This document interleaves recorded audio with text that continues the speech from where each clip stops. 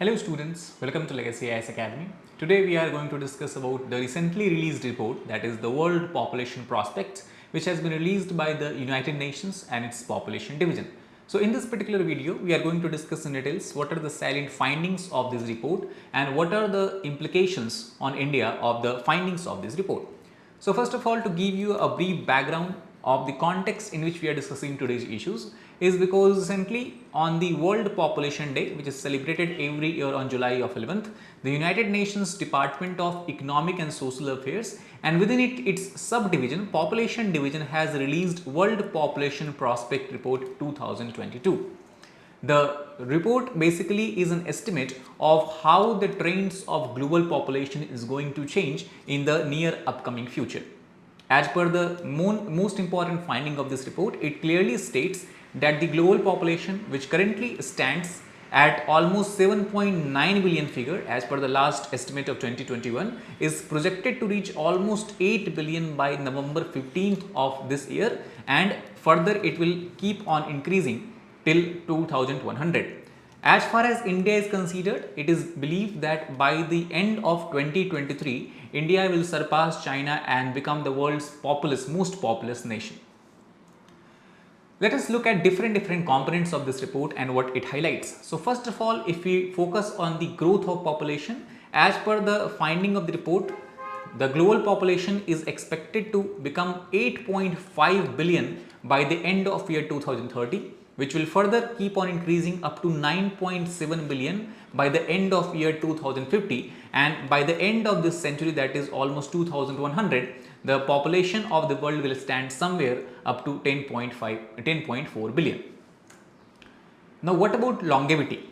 So the longevity, as we know, that it is basically a measurement of how far or how long a person is able to live, or average age of a person in the world. So on the global scale, what we can expect, what we have seen basically, that in 2019 life expectancy that was recorded was 72.8 years, which was almost 9 years higher than what it was recorded in 1990. So overall the trend of longevity is that it is continuously increasing, and that is obviously expected because of the increase in the healthcare services and the new research and development that keeps going on, and plus also we can say that increase in the sanitation, all this kind of environment.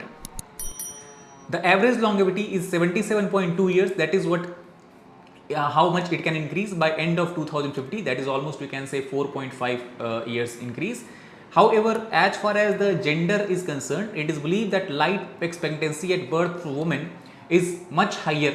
And how much higher it is? It is almost 5.4 years higher as compared to men globally, with female having life expectancy of 73.8 years and male having life expectancy of 68.4 years. This is biologically determined by the genes of the males and female. The third component is regarding the fertility. So what is the fertility? Now fertility or average fertility is defined simply as the number of children that is born to a woman in her reproductive lifetime. So if you look at this particular figure, what we can say, that in year 2021 the global average fertility was 2.3 births per woman. That means on average globally a woman was able to give birth to 2.3%, which is much lower as compared to average fertility rate of 5 births per woman in 1950. So that means we can say that in last 70 years almost we have seen 50% decline in the average fertility rate on the global scale. At the same time, it is also believed that by the end of year 2050, this rate of 2.3 birth per woman will decline somewhere to 2.1 birth per woman. That will be very close to the replacement level of population. Here, however, it is not that uniformly there will be decline or secular decline will be there. It is observed or believed that as per this report, that sub-Saharan African region will keep on growing through 2100, and it is this region that will contribute for more than 50% of global population increase by the year 2050. And to understand this, let us look at the contributor to global population increase. So as just discussed before, it is believed that 8 countries of the African region and Asian region will collectively contribute for more than 50% of population growth in the coming 30 years. Now which are these 8 countries? These 8 countries are India, then we have Ethiopia, then we have Democratic Republic of Congo, Pakistan, Egypt, Nigeria, Philippines and the United Republic of Tanzania. These are the 8 countries which is expected to contribute more than half of the projected increase in the global population in the coming by the year 2050. Not only that, the report also highlights that the 46 least developed countries are among the world's fastest growing in the population, and several are projected to double their population between 2022 to 2050.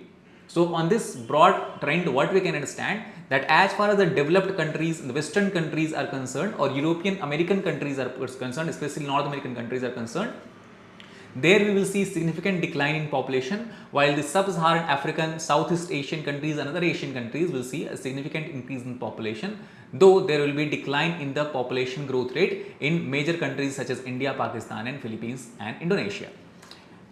So what about the impact of COVID-19 on the population growth? So obviously the report has clearly highlighted, and it is unequivocal that COVID-19 indeed had an impact on the population growth. And what it has impacted? So first of all, it has impacted the life expectancy of the people.